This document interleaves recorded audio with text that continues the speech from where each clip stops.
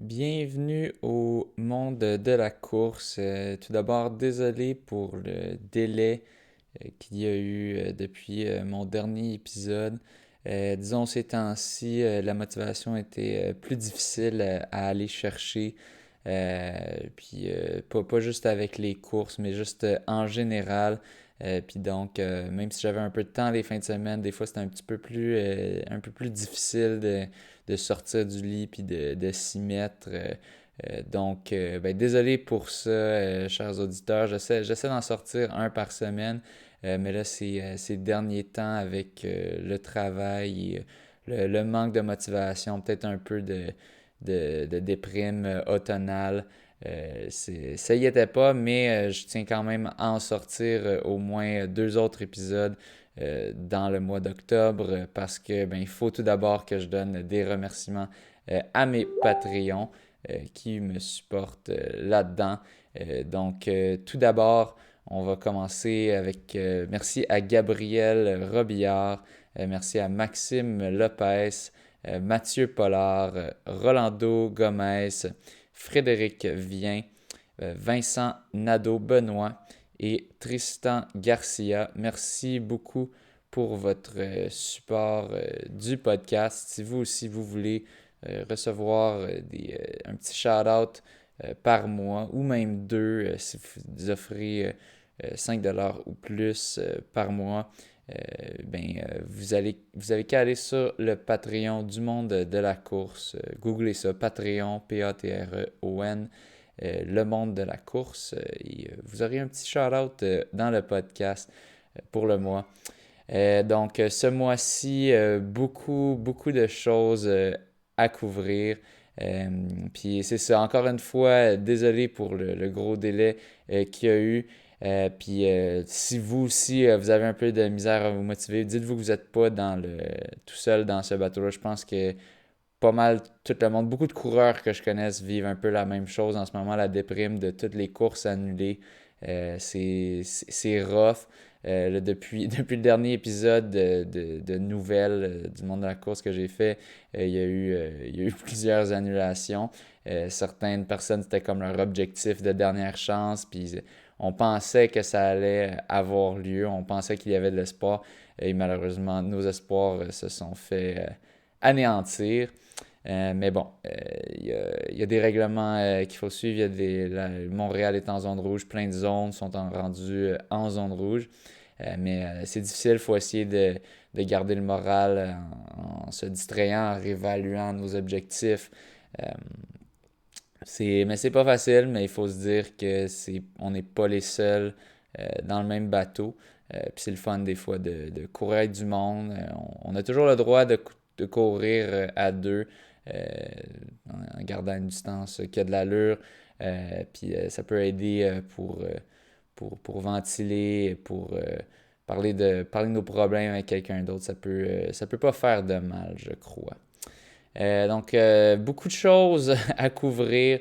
Je tenais aussi à remercier Johan Rock, un épisode qui a été vraiment beaucoup écouté. Puis je me demandais, j'arrêtais pas de recevoir plein de notifications comme un jour après que j'ai sorti l'épisode avec lui. Puis je comprenais pas trop pourquoi. J'étais comme coudonc, pourquoi il y a dans bien du monde qui se mettent à liker la page du monde de la course. Puis finalement, c'est parce que Johan avait partagé sur sa page Facebook à lui l'épisode. Je pense qu'il est pas mal populaire, ça a l'air. C'est ça, là, beaucoup de ses fans qui sont mis à liker la page du monde de la course. Donc, merci. C'est juste la façon qu'il avait écrit sa publication, ça m'a vendu sur son livre. C'était juste bien écrit. J'ai oublié les termes exacts qu'il utilisait, mais pourrez aller voir ça.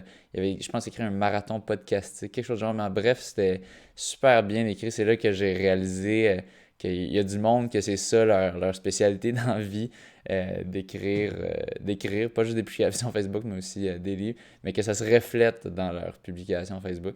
Et donc encore merci à Johan qui m'a donné, qui a été si généreux de son temps. On a fait un épisode de quasiment 2h30. Mais un épisode que j'ai reçu beaucoup de feedback positif jusqu'à présent, des gens qui ont bien aimé. Puis j'ai vu que ça a eu aussi un impact sur moi-même.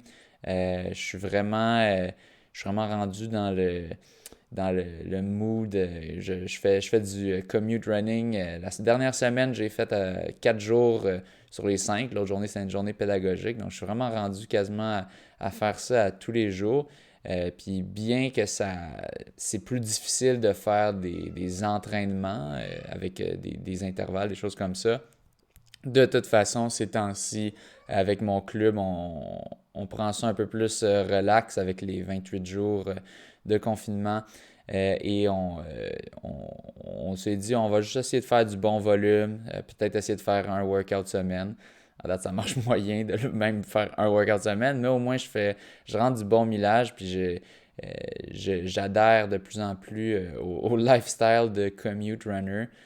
Puis même que c'est ça, c'est sûr que je mange toujours mes dîners. Je fais pas comme Johan qui mangeait même plus de dîner puis qui était bien avec ça. Moi, j'ai quand même faim assez vite. Mais je suis quand même rendu que je ne déjeune pas. Je me rends avant d'avoir déjeuné. Puis après ça, dans le fond, il y a toujours.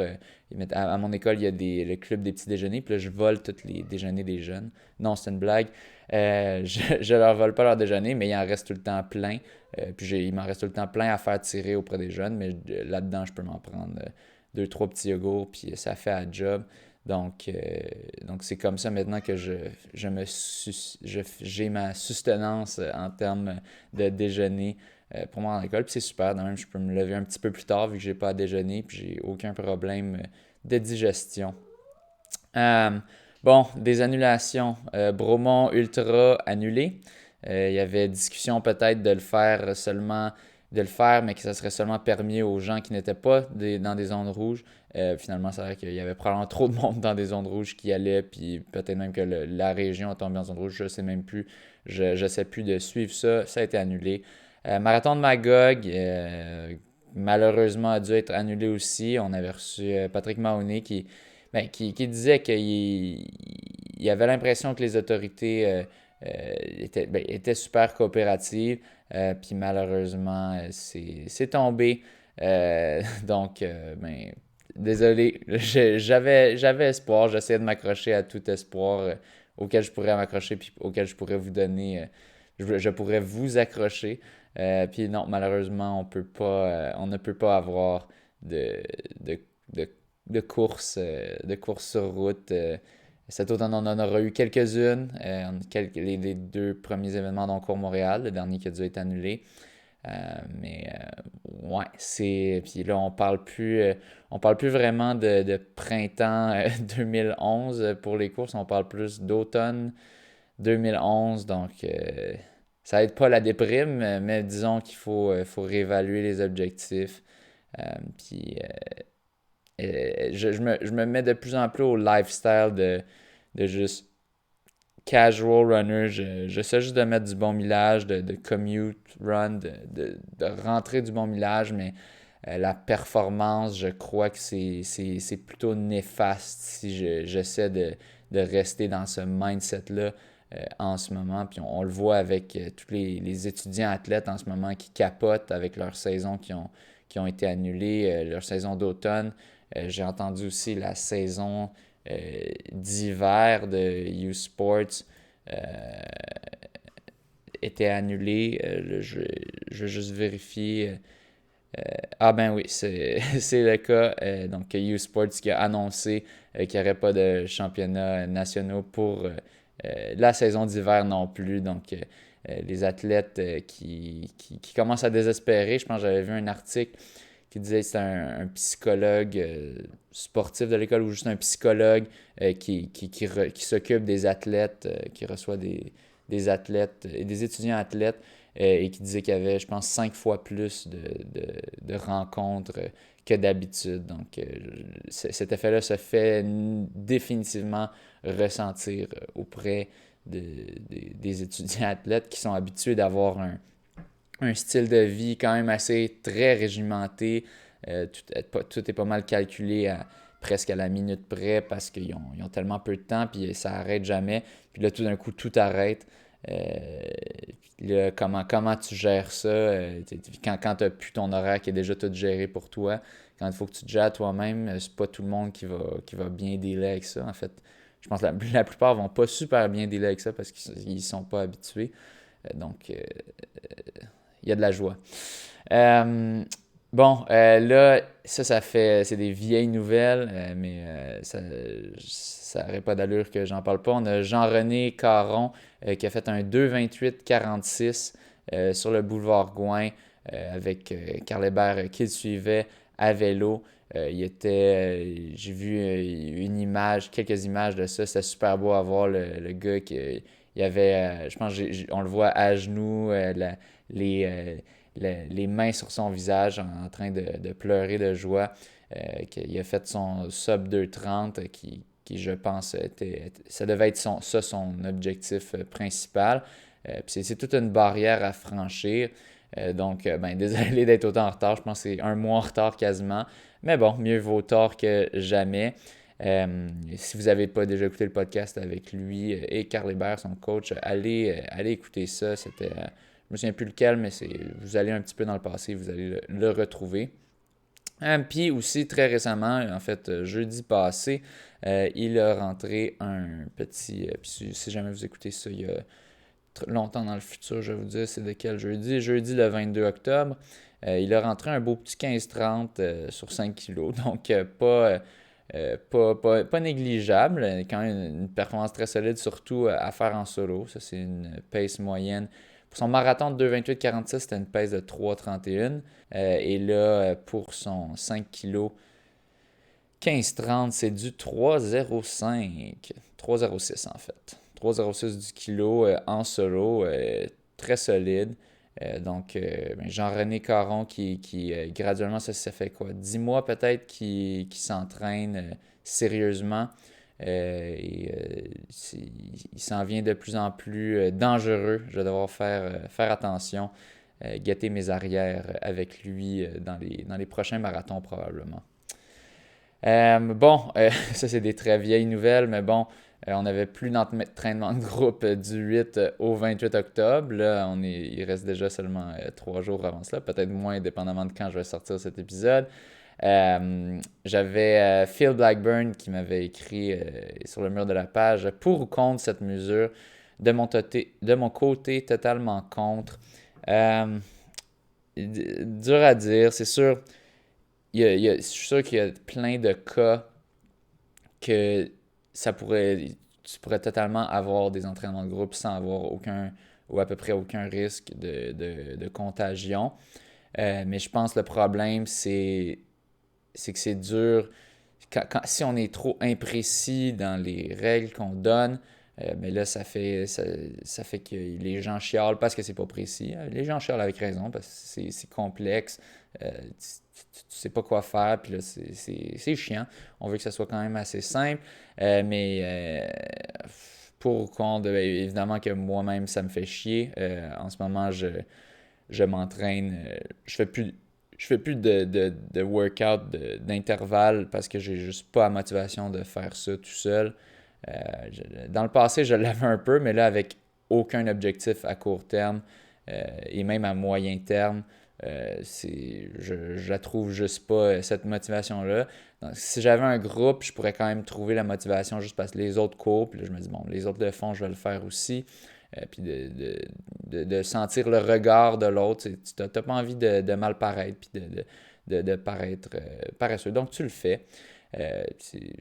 En tout cas, j'ai déjà parlé plusieurs fois au podcast des bénéfices de l'entraînement en groupe, de l'aspect social de l'entraînement. Donc, ça fait chier, mais bon.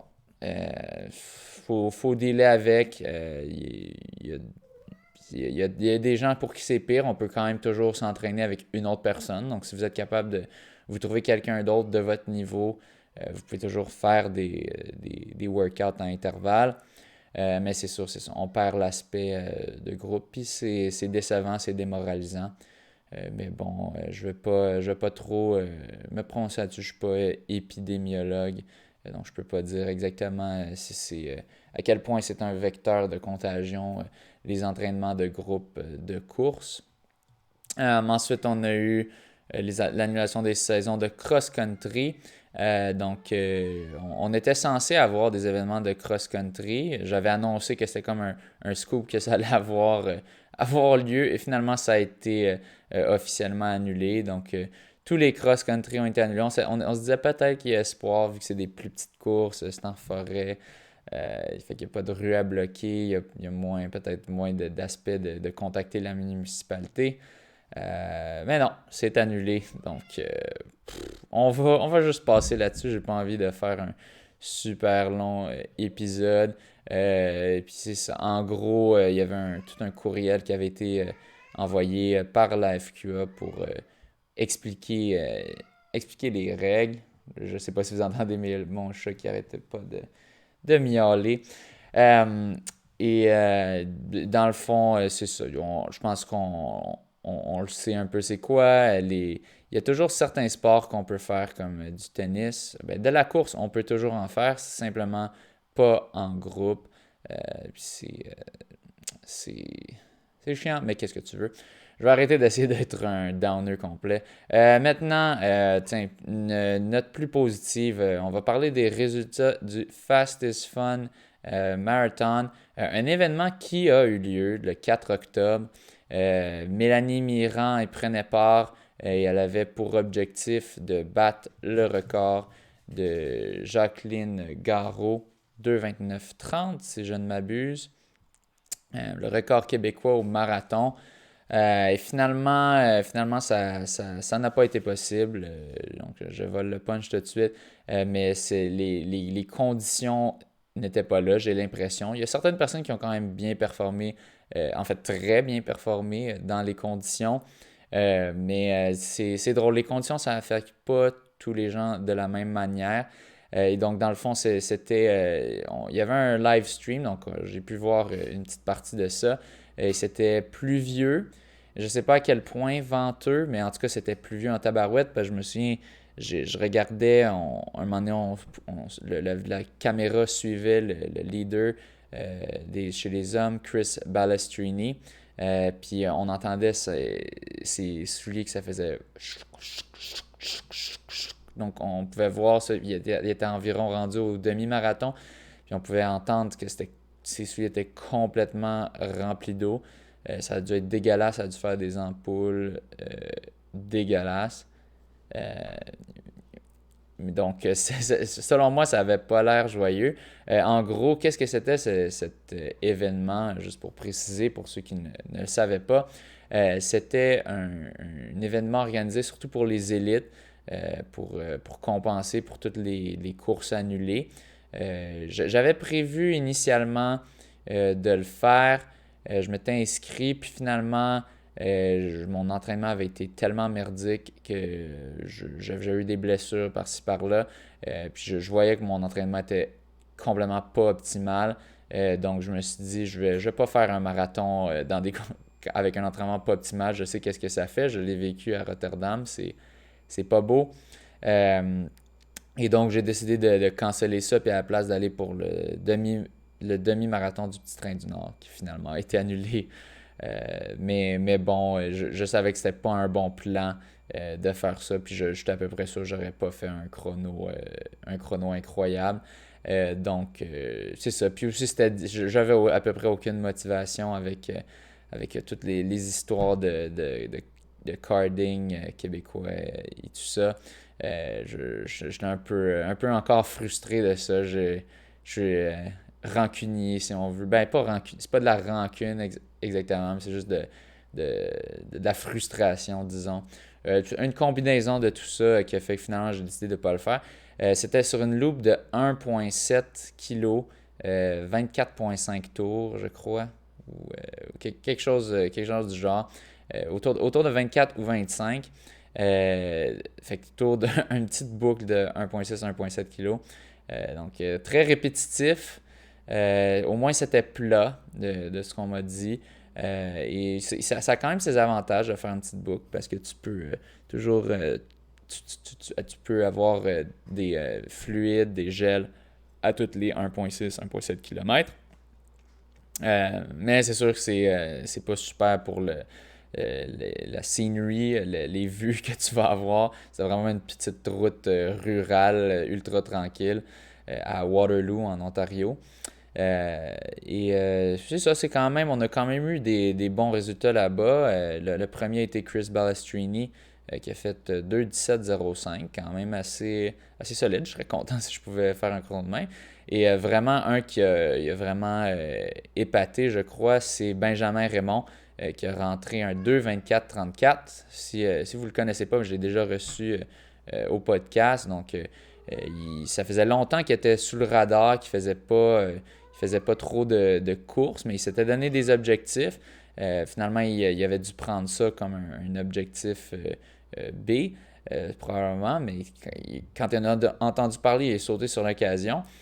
Puis c'est ça, il a rentré vraiment un chrono, je pense qu'il était très content. Je pense qu'on voyait une photo de lui puis Simon Lambert-Lemay avec gros sourire, grosse satisfaction.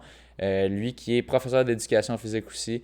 Puis c'est ça, je l'ai déjà reçu au podcast, donc aller bien loin dans le passé. C'était un de mes premiers, je pense que c'était dans les 10 ou 15 premiers que j'ai reçus. Super sympathique. Et c'est ça, c'est quand même. C'est surtout ce qui est vraiment impressionnant, c'est qu'il a réussi à faire ça tout en étant un prof d'éducation physique à temps plein. Ben, c'est sûr qu'il a dû bénéficier un peu du repos que la COVID donne. Donc, je pense qu'il y a beaucoup de gens qui ont pu plus s'entraîner avec la COVID. Je sais que Simon Lambert-Lemay, c'est ça qu'il disait aussi. Donc, ça leur a permis de passer un peu plus de temps euh, en perdant du temps de travail, en gagnant un petit peu en course. Mais quand même, tout avant ça, il devait vivre une job à temps plein. Puis il y avait sûrement de quoi faire aussi pendant le lockdown, sûrement animer des espèces de petites classes de style Zumba ou je sais pas. C'était vraiment assez aléatoire. On pouvait vraiment faire ce qu'on voulait, les profs de gym, mais sûrement que ça dépend d'une école à l'autre. Mais j'ai entendu toutes 20 versions différentes de ce que les profs d'éducation physique faisaient à différentes écoles. Bref, tout un chrono. Félicitations. Je pense il est très fier de lui. 2:24,34 pour mettre ça en perspective. Moi, mon marathon de Montréal, j'avais fait il y a 2 ans, j'ai fait 2:22 quelques. Euh, L'année passée, l'année précédente, j'avais fait 2:20, autour de 2:28, je crois, mais j'avais fait en sorte de le faire le plus lentement possible pour le gagner côté canadien, parce que mon objectif c'était Toronto. Puis Toronto, j'ai fait 2:21. Donc, il est en dedans de 3 minutes. Si on compare, mettons, à mon Toronto, c'est autour de 3 minutes de différence. Puis dans des conditions, je crois qu'elles étaient difficiles. Encore une fois, certaines personnes disaient que c'était pas si pire. Je pense que j'ai entendu dire Simon Lambert, Lemay disait que c'était pas si pire comme condition. Mais en tout cas, ça avait pas l'air trop jojo. Donc, félicitations. Jeff Costin qui a fini troisième en 2:26,23. Et Simon Lambert-Lemay qui lui aussi a causé la surprise. Lui aussi qui est un peu un newcomer, si on veut, à l'élite du marathon au Québec. Euh, tout un chrono qu'il a fait. Lui, c'est un ancien top cycliste canadien. Il s'est reconverti ensuite à la course une fois sa carrière de vélo finie, une fois que c'est ça qu'il ne pouvait plus en faire. Il s'est mis à la course. C'est un grand ami de Phil Viau-Dupuis, qui lui aussi était un ancien cycliste. Puis je me suis entraîné quelques fois avec lui. Puis on pouvait voir qu'il était quand même en shape. Mais de là à faire un 2:27,27, franchement, c'était toute une shape finalement. Félicitations à lui. Je pense qu'il est très content. Il avait l'air très content lui aussi de son chrono. Ensuite, en cinquième, on avait Marco Lee, 2:27,28. Donc, on a eu sûrement un sprint finish entre Marco Lee et Simon Lambert-Lemay pour la quatrième position. En sixième, Ryan Chabuch, 2:28,55, un coureur d'athlétisme Ville-Marie qui a nouvellement rejoint l'équipe. Finalement, Mélanie Mirand a fait un 2:38,14. Elle était déçue, évidemment, mais bon, elle était quand même contente de l'avoir poursuivi, de l'avoir complété jusqu'à la fin. Elle voulait pas abandonner. Puis c'est très facile d'abandonner quand tu es sur une loupe de 1,6 kg, parce que tu peux juste quitter quand tu veux. Quand tu fais un long marathon qui n'est pas une petite boucle, là, c'est plus facile, disons, de le compléter, parce que si tu abandonnes, c'est vraiment de la merde. C'est compliqué de retourner au point de départ.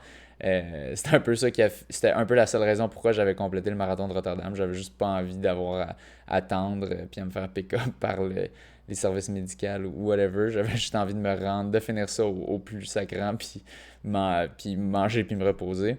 Euh, donc, c'était facile d'abandonner, puis pourtant, elle l'a pas fait. Elle s'est dit, je vais quand même, je suis là pour faire, je me suis entraîné pour un marathon, je vais le compléter.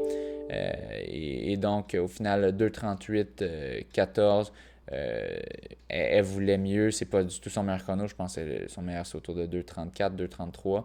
Euh, mais ça demeure un chrono tout à fait solide. Puis, il y a pas, elle est déçue, c'est sûr.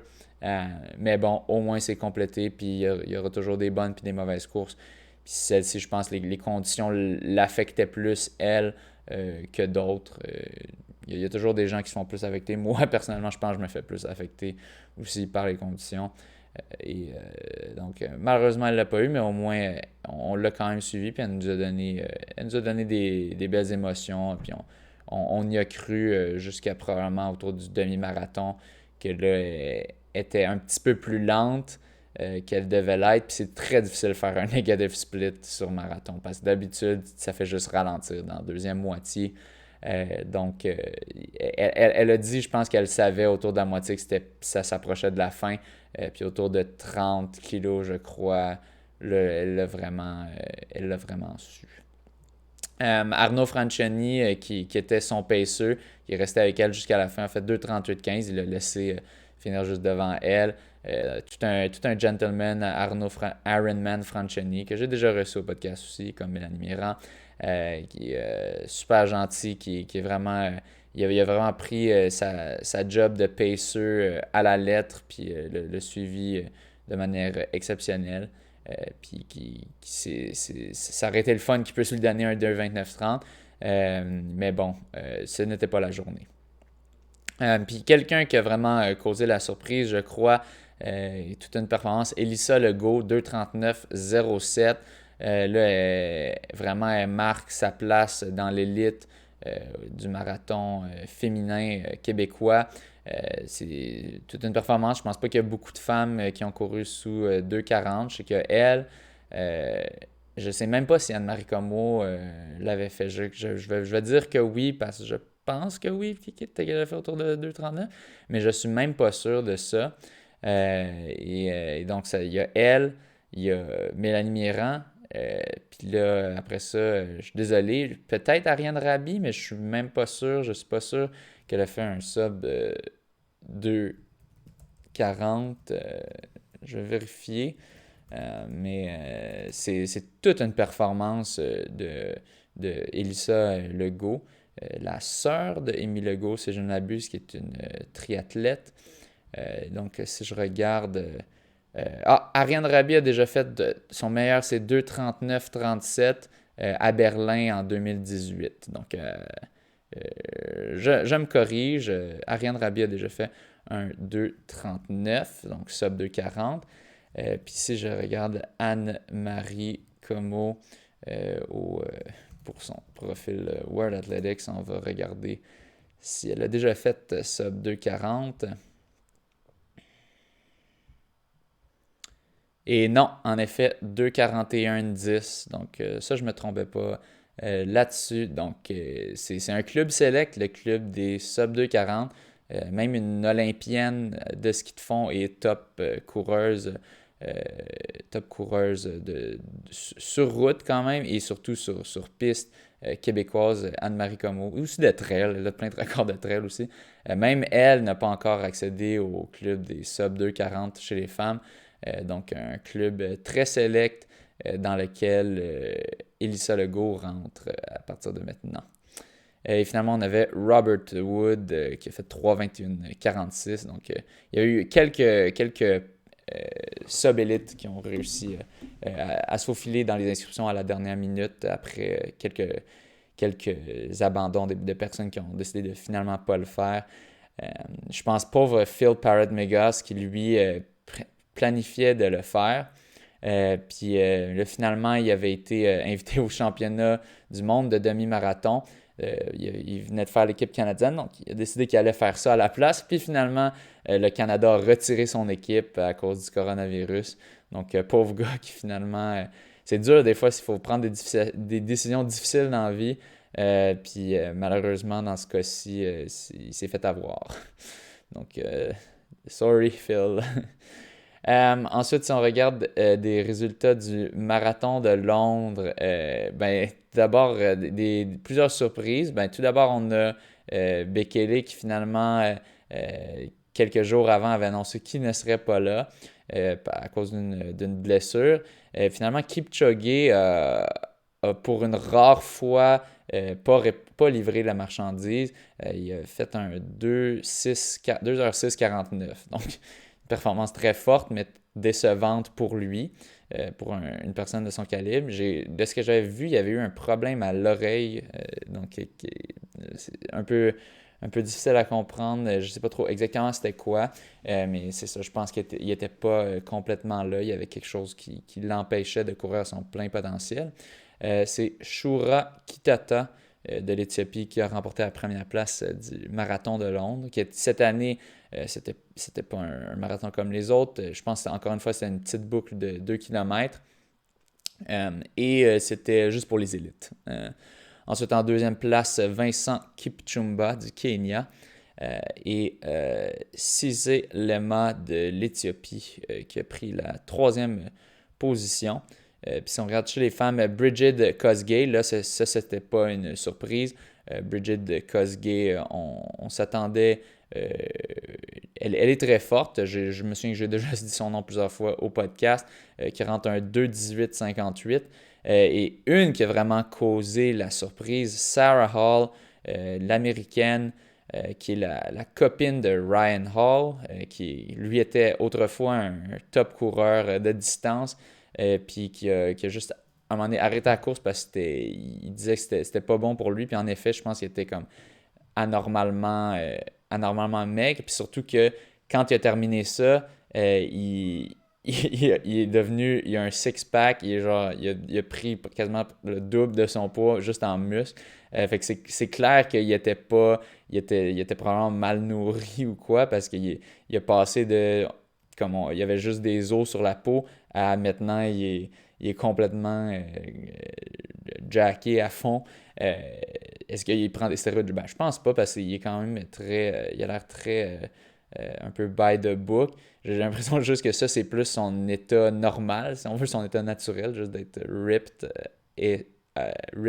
AF. Et là, il était comme maintenu anormalement dans un état de maigritude exagéré juste pour performer un petit peu mieux, mais pas à long terme. Il était juste plus capable de faire ça. Bref, c'est le mari de Sarah Hall qui, elle, a vraiment épaté la galerie avec son chrono. Il y a eu un peu de controverse parce que elle portait un soulier qui n'était pas disponible à tous, qui était un prototype de ASICS. Puis là, c'était pas trop clair si ça allait contre les règlements, mais apparemment que ça avait été approuvé par la World Athletics quelques jours plus tôt. Il avait réussi à approuver qu'elle puisse porter ce soulier-là prototype. Donc, un petit peu compliqué de suivre comment les règles fonctionnent. Parce que selon les nouvelles règles, il fallait que les souliers soient disponibles à tous pendant un certain temps, je pense pendant 3 mois, pour qu'ils puissent être portés à des compétitions internationales. Et là, ils ont donné une exception. Ça a l'air que dans la règle, tu as le droit de donner des exceptions aux gens. Et donc, elle en a eu une. Donc, son chrono tient bon. Puis dans tous les cas, puis c'est un soulier, dans le fond, c'est comme un soulier de ASICS qui est vraiment épais, qui rappelle vraiment le Vaporfly. Je sais pas s'il y a je pense qu'il y a une plaque de carbone dedans aussi. Mais c'est vraiment, ça se démarque par son épaisseur.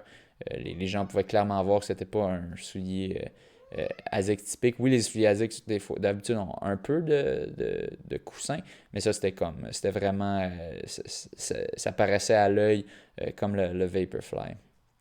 On a aussi eu Root Chepengetish qui a fini troisième, 2:22:05. Donc, puis Sarah s'était démarquée parce qu'elle avait fait tout un sprint à la fin pour aller chercher Root et la dépasser pour prendre la deuxième position. Donc, seulement 4 secondes, c'est vraiment rien sur un marathon.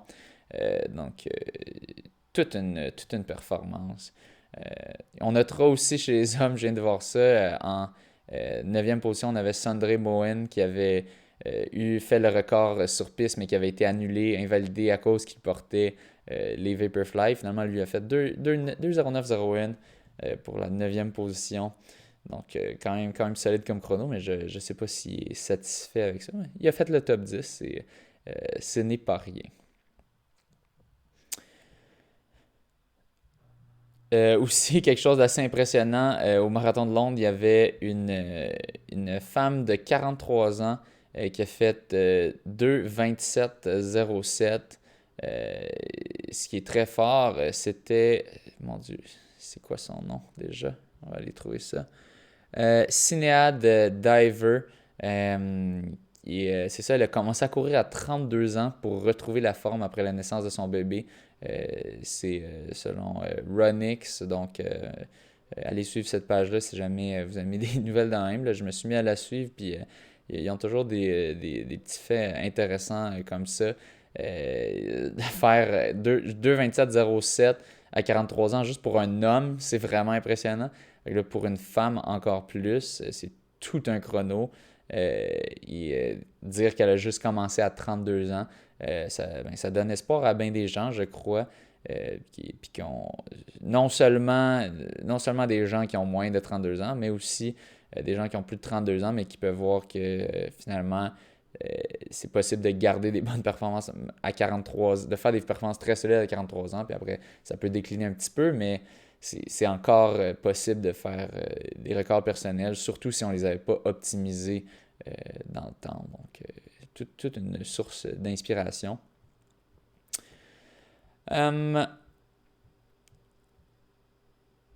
Maintenant, on a eu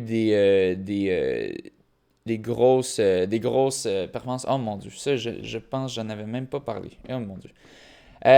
C'était, dans le fond, on avait eu 2 tentatives de record du monde aux 5000 et aux 10 000 mètres dans une soirée, je crois qu'il s'appelait le World Record Breaking Night, quelque chose du genre. Ça avait lieu à Valence, en Espagne. Et il y avait Joshua Cheptegei, celui qui venait de briser le vieux record de 5000 mètres. Et Letezembet Guidé, un peu moins connue elle, mais qui s'attaquait, elle, au record de 5000 mètres chez les femmes. Cheptegei, qui s'attaquait au record de 10 000 mètres chez les hommes, l'a complètement démoli. Encore une fois, c'est rendu sa spécialité de démolir de record. Il a fait 26:11:02.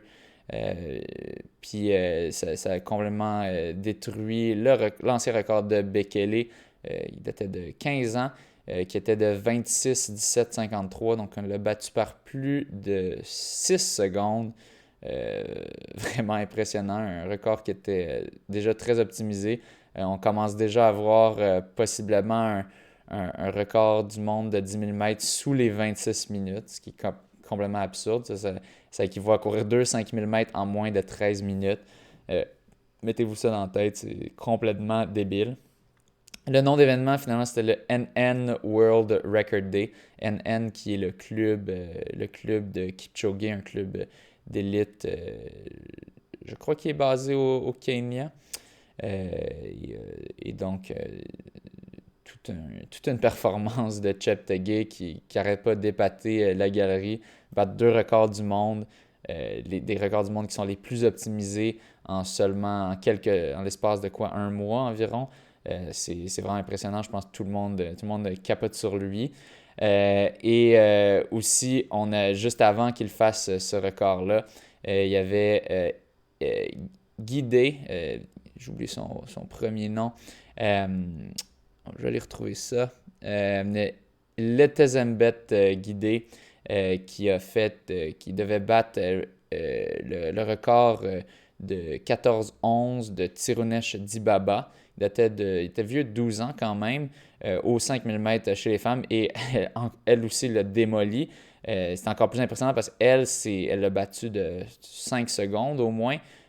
Non, un peu moins que 5 secondes. 4,5 secondes environ le record, mais c'est un record sur 5000 mètres. Donc, évidemment, c'est plus impressionnant parce que c'est une plus petite distance, donc il y a encore moins de marge de manœuvre pour battre le record.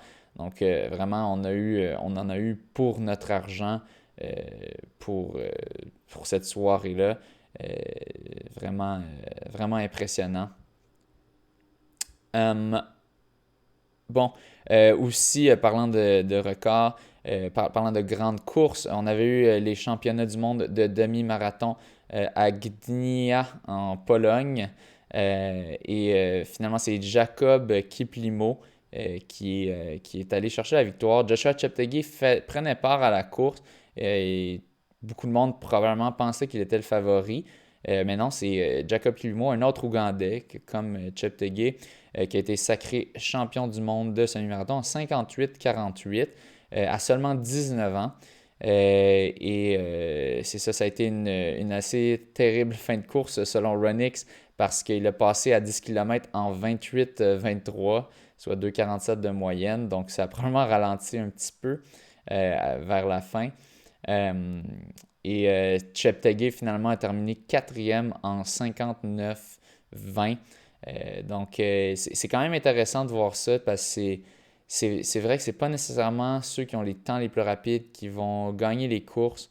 Euh, je pense par exemple à moi que si je regarde mes PB, ils sont quand même solides, mais disons comparé à d'autres gars que j'ai des fois battus dans des courses, mes PB n'étaient pas si impressionnants. Donc il y a une différence quand même entre être capable de courir vite, puis être capable de gagner des courses. Il y a une question de stratégie, puis aussi des fois juste une question de edge mental que certaines personnes sont capables de se pousser à leur 100% quand ils sont tout seuls, puis d'aller chercher des meilleurs records personnels, tandis qu'il y a d'autres personnes que eux ils ont vraiment besoin d'avoir quelqu'un d'autre à côté d'eux, puis d'essayer de poursuivre cette personne-là, puis que ça les aide à aller chercher un second niveau.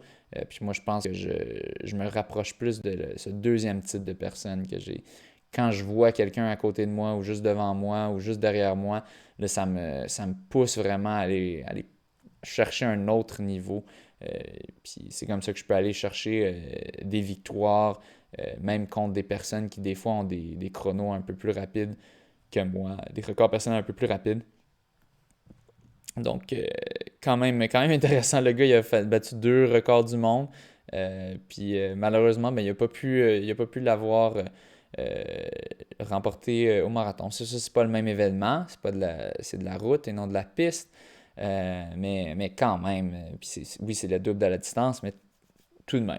Je pense que beaucoup de monde s'attendait à voir Cheptegei gagner. Finalement, il a terminé quatrième en un médiocre 59-20. Évidemment, je suis sarcastique. C'est pas médiocre. Et c'est une Kenyane qui a remporté chez les femmes, Perez Jepchirchir. Euh, Elle est la nouvelle championne du monde en 1,05,16. Au terme d'un final extraordinaire selon Runix. Elle allait à 3,06 du kilo. Le meilleur temps que mon record personnel de loin. Moi, je pense que je suis autour de 1,708.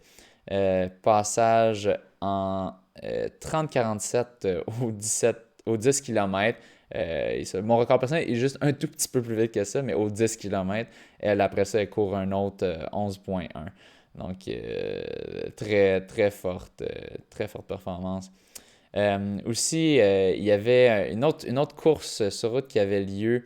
C'était le Ittelplan Mila. Je pense que c'était en Norvège, si je ne m'abuse, ou au Danemark, un pays scandinave, et qui avait un niveau très relevé quand même. Pourquoi est-ce que ça faisait autant de nouvelles? C'est parce qu'il allait avoir Kilian Jornet qui allait le faire. Kilian Jornet qui est vraiment le top trailer du monde, qui arrête pas de faire plein de performances incroyables d'ultra. Mais il s'était mis à s'entraîner pour ça, puis il allait courir un 10 km de route. Il allait affronter Jacob Ingebrigtsen, que beaucoup de gens voyaient comme le favori. Il avait déjà gagné cette course-là par le passé autour de 27 ou 28 minutes, 27 et quelques ou 28 et quelques. Là, les gens faisaient leur pari. Évidemment, la plupart des gens euh, disaient que Jacob allait le planter, évidemment. Et moi-même, de loin, là, je me disais, c'est sûr que Jacob va le battre par au moins 2 minutes. Finalement, Jacob a eu vraiment une affreuse course. Il a dû avoir une blessure ou quelque chose. Ou peut-être qu'il était juste mal entraîné puis qu'il était un petit peu blessé puis il a juste décidé quasiment de le jogger. Il a fait terminer 61e en 35,05. Donc, affreuse course pour lui. Kylian Jornet, évidemment, il n'a pas fait il a pas fait aussi. Ben, pas évidemment. Il n'a pas fait le chrono qu'il voulait faire, mais il a quand même réussi à aller sous 30 minutes. Il a fait 29,59. Je crois que son objectif, c'était plus un 29 bas. Puis apparemment que selon ses entraînements, il aurait dû pouvoir aller autour de ça. Mais honnêtement, moi, je vois ça, c'est deux disciplines complètement différentes, la course sur route, la course trail, encore plus l'ultra. Je voyais difficilement comment il pourrait se démarquer dans une course sur route alors qu'il est tellement spécialisé dans le trail. C'est sûr qu'il a comme fait 29,59. Il me battrait sur 10 km, puis moi, je me spécialise sur la route, mais moi, je ne suis pas du tout un coureur international. Et donc, si on parle au niveau international, un sub 30 au 10 km, c'est correct. Mais c'est pas, tu vas pas être dans le top 100 mondial. Lui, il a quand même réussi ça, ce qui est pas mal, mais qui est pas du tout, il n'était pas aucunement en chance, en lice pour remporter cette course-là, qui s'est remportée en bas de 29 à coup sûr. Euh, si je ne m'abuse. Donc, c'est quand même le fun, ça donne un peu de piquant dans nos vies de voir un duel assez peu commun. Je crois qu'on n'est pas trop. Je pense que personne n'est habitué de voir Kilian Jornet courir sur la route. Donc, quand même intéressant de voir ça. Aussi, maintenant, on a eu d'autres nouvelles d'ultra. Ben, on a eu Stephanie Simpson qui signe son meilleur ultra à vie. Il court 288 km en 43 heures. Ça, je pense que j'avais trouvé ça, j'avais copié ça du statut d'Éric Fournier. Donc, toute une performance. Et je vais justement la recevoir tout de suite après avoir enregistré ça. Donc, une athlète qui s'est vraiment démarquée dans cette course. Elle est terminée la première canadienne dans les tops du Big Dogs Backyard Ultra. Je vais aller plus en détail quand je vais l'interviewer. J'ai pas envie de voler tous les punchs et vous verrez, ça va être très bientôt sorti. Toute une performance de l'athlète québécoise qui s'est vraiment démarquée. Ensuite, je tenais à partager, là, je vais pas la montrer, mais c'est pour ceux qui écoutent, parce que je réalise que la plupart des gens m'écoutent et ne regardent pas la vidéo. Mais il y avait une photo de Mo Farah qui s'est fait du cupping dans le dos.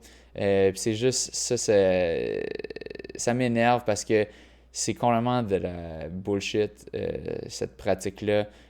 Puis Mo Farah, c'est pas la première fois qui se prend des vidéos, des photos de lui en train de faire des pratiques qui n'ont à peu près aucune évidence scientifique.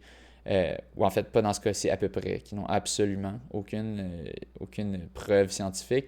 L'autre fois aussi, c'était la cryothérapie, donc une espèce de petite chambre, si on veut. C'est quelque chose qu'on voit juste sa tête, dans le fond, puis ça recouvrait tout son corps. Et là, ça envoie du froid pendant environ, je pense, 1 à 3 minutes. C'est absolument basé sur rien. C'est parce que ça refroidit pas assez les muscles, parce que c'est de l'air qui t'envoie et non de la glace directement. Donc, si tu voulais vraiment avoir des effets de la cryothérapie, au lieu de payer les prix faramineux qu'ils chargent pour faire ça dans la grosse machine fancy en clinique qui t'envoie de l'air froid, la meilleure façon, c'est de simplement se mettre de la glace aux endroits désirés et on va avoir un effet qui est encore plus puissant que celui de la cryothérapie, mais de toute façon qui est un peu encore débattu parce qu'il y a on voit que c'est peut-être pas une si bonne chose à faire que ça, que d'essayer de camoufler les inflammations de notre corps. Des fois, c'est peut-être mieux de les laisser, de laisser notre corps être inflammé, puis de laisser le corps récupérer par la suite, parce que les signaux d'inflammation indiquent au corps qu'il faut faire quelque chose. Et donc, bref, qu'est-ce que je voulais dire avec ça, c'est ne suivez pas toutes les affaires que les top athlètes font. C'est pas parce qu'ils le font que c'est nécessairement utile. En fait, c'est probablement, dans ce cas-ci, il a peut-être reçu de l'argent de la clinique juste pour montrer ça. Je suis sûr que c'était le cas pour la clinique de cryothérapie qui a plugué. En gros, c'est juste de la bullshit. Il n'y a absolument rien de scientifique là-dedans. Puis je sais que tu n'as pas nécessairement besoin, dans tous les cas, d'avoir des preuves scientifiques parce que ça prend du temps, le processus de la science. Mais dans ce cas-ci, il y a des preuves scientifiques qui montrent que ça ne marche pas. Puis si on fait juste essayer de comprendre le concept de base, c'est flawed, c'est faux, tout simplement. Donc, ne suivez pas tout ce que les célébrités font, et surtout Gwyneth Paltrow et compagnie, mais aussi certaines célébrités qu'on aime bien, mais qui des fois essaient de nous vendre de la bullshit. Donc là, je vais essayer de finir ça bien vite. J'avais Phil Blackburn qui me demandait et toi, François Jarry, entraînes-tu ton système digestif en parlant d'un article sur espace.ca écrit par Evelyne Debloc, nutritionniste du sport. Et dans le fond, ça parlait d'adapter, de pratiquer notre corps à consommer des liquides avec du sucre pour s'habituer, pour ne pas avoir d'inconfort digestif pendant qu'on court. Et je suis tout à fait d'accord avec ça. Moi, personnellement, je prends pas du tout le temps du Gatorade après ou pendant mes courses, mais quand je sais que j'ai un marathon qui s'en vient, j'essaie d'avoir quelques sorties que je me pratique vraiment à en boire pendant, puis des fois pendant que je cours assez vite, parce que ça pratique mon corps à s'habituer à s'habituer à ça. Dans le fond, il faut toujours se pratiquer dans les conditions qu'on va devoir à gérer. Donc, si tu t'attends à avoir à courir, à prendre du Gatorade quand tu cours, mais pratique-toi à prendre du Gatorade quand tu cours. Si tu comptes courir le soir, si c'est une course genre à Las Vegas qui est à minuit, mais pratique-toi à courir quand même le soir, autour de 9 h peut-être, pour pas, si tu ne veux pas complètement fucker ton sommeil, mais si tu cours le matin, un marathon le matin, ben, fais pas toutes tes sorties le soir, essaie d'en faire certaines le matin pour pratiquer ce que tu vas pratiquer ton corps à vivre, ce qu'il va avoir à vivre le jour de la course. Donc, tout à fait, en plus, c'est une nutritionniste qui explique ça, puis c'est super bien expliqué. Donc, sur espace.ca, vous pouvez regarder l'article Entraîner son tube digestif pour mieux performer. Mais oui, tout à fait d'accord avec cet article. Et oui, je le pratique moi aussi, mon corps, à se pratiquer sous les conditions qu'il va y avoir le jour de la course. Aussi, parlant de nutrition, un article que j'avais vu qui disait qu'une LCHF diet, ça c'est low carb, high fat, donc peu de glucides, puis une diète haute en gras. Il y a plusieurs personnes qui capotent sur ça, puis qui essaient de regarder l'effet de ça sur les athlètes d'endurance, parce que techniquement, en théorie, les gras seraient une source d'énergie plus efficace, si on veut, parce que les gras contiennent plus d'énergie que les glucides par poids. Euh, donc, de se pratiquer à prendre une diète qui est haute en gras, ça aiderait en théorie les coureurs d'endurance. Mais ils ont regardé ça et finalement, dans une étude qu'ils ont fait, ils ont regardé des race walkers, donc des marcheurs des marcheurs de vitesse qui faisaient des courses de 10 000 mètres. Puis tu avais un groupe qui prenait une diète classique haute en glucides, puis un autre qui prenait une diète basse en glucides et haute en gras pour 5 jours, je crois. Dans le fond, ils ont trouvé que les résultats étaient beaucoup plus pires pour les athlètes qui étaient sur la diète haute en gras. C'est un principe de base. Le problème, c'est, oui, en théorie, ce serait beau si ça marchait, et ça peut peut-être marcher pour vraiment des épreuves d'ultra-endurance, mais en général, le corps est vraiment beaucoup plus habitué à utiliser des glucides pour son énergie. Donc, pour aller vite, on a besoin de glucides.